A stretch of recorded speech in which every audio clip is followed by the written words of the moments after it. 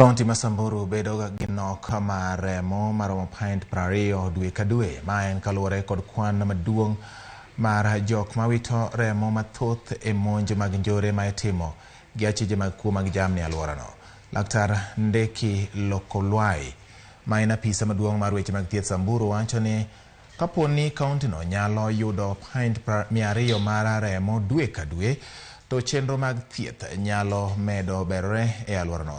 Spika mar kaunti ma Samburu Fred Lenges to wacho ni atamalo 50 mag remo manitie ute mag thieth ithoro med jok ma oyudo hinyruok e monj mag njore, ka kuom mano jodak makono imedo kwa mondo mi ochiwre mar golo remo mar reso jok mani kod dwaro mar remo.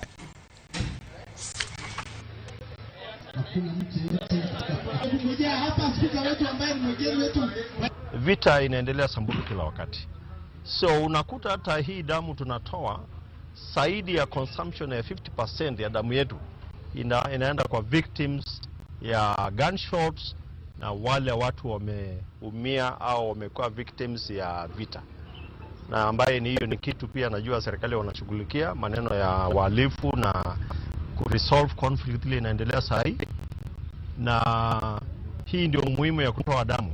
Hospitali yetu ya Maralal tunapata wagonjwa zaidi ya 100, karibu 110 kila mwezi ambayo wanahitaji damu. Kwa hivyo hiyo ni idadi kubwa sana, kwa hivyo tunahimiza watu waendelee kuja kutoa damu kwa sababu tunaokoa maisha.